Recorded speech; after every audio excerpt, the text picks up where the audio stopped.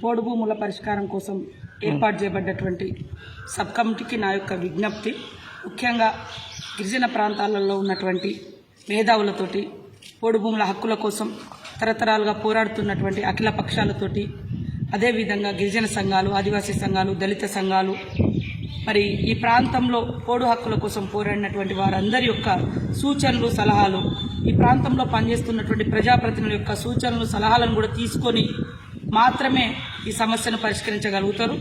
ఏకపక్ష నిర్ణయాలతోటి అందరికీ న్యాయం కాదు. ఉదాహరణకు ఇప్పటికీ కూడా అడవి భూములు అనేక మంది భూస్వాముల పేర్ల మీద, ఆసాముల పేర్ల మీద వ్యాపారం పేరుతో వచ్చినటువంటి వ్యక్తులు అడవి భూములనే పట్టాలు చేసుకున్నారు.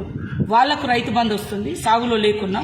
అక్కడ సాగులో ఉన్నటువంటి హరిజన, గిరిజన, బహుజన రైతులకు మాత్రము కనీసం సాగు పెట్టుబడి కూడా రానటువంటి పరిస్థితి.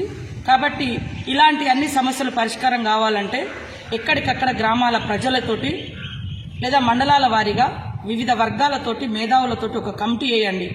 అదేవిధంగా ఈ ప్రాంతాలలో, అటవీ ప్రాంతాల్లో పనిచేస్తున్నటువంటి ప్రజాప్రతినిధులను కూడా ఈ కమిటీ ఖచ్చితంగా మా యొక్క సూచనలు కూడా తీసుకోవాల్సిన అవసరం ఉంది.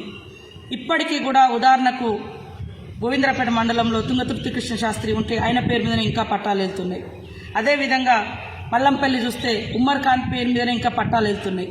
అదేవిధంగా మొన్నటికి మొన్న కంతనపల్లి ప్రాజెక్టు సందర్భంగా కూడా ఎక్కడో ఒక అతను వ్యాపారం పేరుతో వచ్చిన అతను ఆయన పేరు మీద 50-60 ఎకరాలు 80 ఎకరాలు పట్టా చేసుకొని పోతే అక్కడటువంటి ఆదివాసులు అనేక సార్లు కోర్టుల చుట్టూ తిరగాల్సినటువంటి పరిస్థితి వచ్చింది. అదేవిధంగా పటువార్లుగా పనిచేసినటువంటి వాళ్ళు ఒకప్పుడు అడవులే పట్టాలు చేసుకున్నారు. వాళ్ళకు మాత్రం పట్టాలు వస్తున్నాయి, కానీ అక్కడే ఉండి అక్కడే బతుకుతున్నటువంటి వివిధ వర్గాల ప్రజలు కానీ, ఆదివాసులు కానీ, గిరిజనులు కానీ, దళితులు కానీ అలాంటి వాళ్లకు కనీసం ఈ ప్రభుత్వము రైతు బంధు సాయం కూడా చేయలేకపోయింది.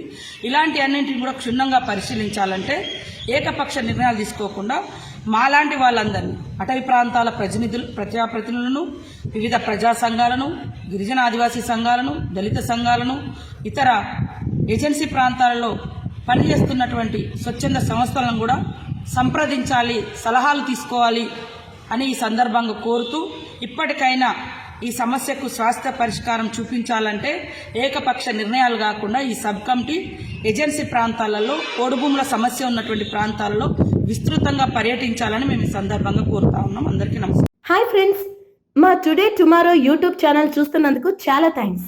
మరిన్ని లేటెస్ట్ వీడియోస్ కోసం వెంటనే సబ్స్క్రైబ్ చేయండి. అలాగే ఈ బెల్ ని కూడా రింగ్ చేసేయండి. మా నోటిఫికేషన్స్ అన్ని మీ మొబైల్లో వస్తాయి. అలాగే మా వీడియోస్ మీకు నచ్చితే లైక్ చేయండి, షేర్ చేయండి, నచ్చకపోతే కామెంట్ చేయండి.